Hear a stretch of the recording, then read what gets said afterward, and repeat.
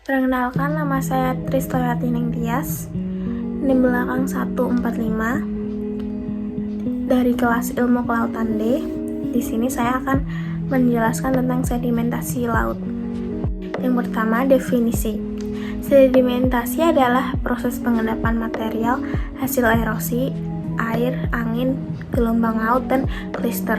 Material hasil erosi yang diangkut oleh aliran air akan diendapkan di daerah yang lebih rendah.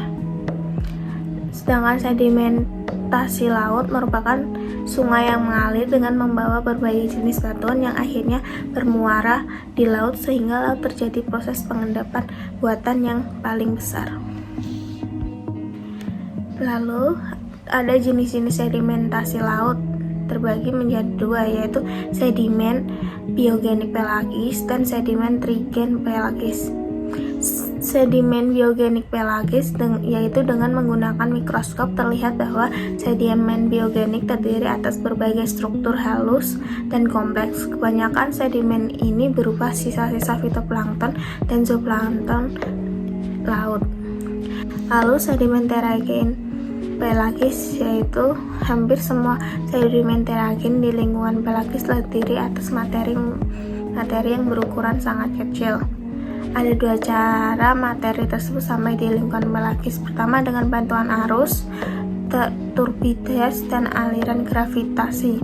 Yang kedua, melalui gerakan es, yaitu material glasial yang dibawa oleh bongkahan es ke laut lepas dan mencair.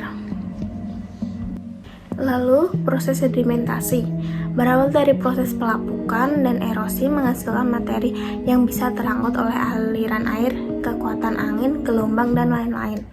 Material yang terangkut tersebut akan mengendap di suatu tempat sesuai dengan karakteristik media pengangkutnya. Sedimen pengendapan berlangsung secara bertahap sehingga membentuk sedimen yang berlapis-lapis. Lalu faktor-faktor sedimentasi.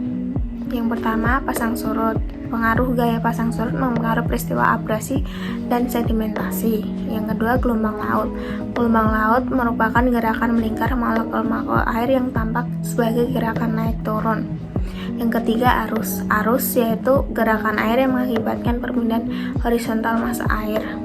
Yang keempat, angin, disebabkan karena adanya perbedaan tekanan udara yang merupakan hasil dari pengaruh ketidakseimbangan pemanasan sinar matahari terhadap tempat-tempat yang berbeda di permukaan bumi. Kelima, sedimen pantai. Sedimen pantai yaitu partikel yang berasal dari hasil pembongkaran batuan-batuan dari daratan dan potongan-potongan kulit serta sisa-sisa kerangka organisme laut. Yang keenam, kemiringan dan arah garis pantai. Pantai bisa terbentuk dari materi dasar yang berupa lumpur, pasir, atau kerikil. Kemiringan dasar pantai tergantung pada bentuk dan ukuran material dasar.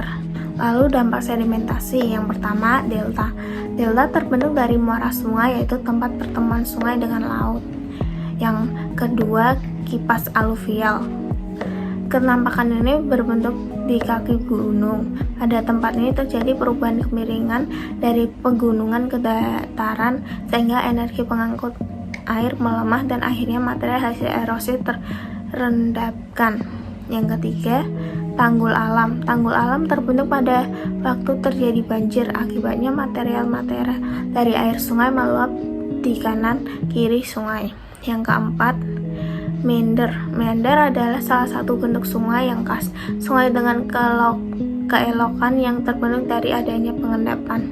Lalu kelima, gumuk pasir. Gumuk pasir merupakan bentang alam hasil pengendapan oleh angin. Bentang alam ini dapat terbentuk dari pantai maupun gurun. Sekian dari penjelasan saya, semoga bermanfaat. Mohon maaf jika salah kata atau perbuatan. Assalamualaikum warahmatullahi wabarakatuh.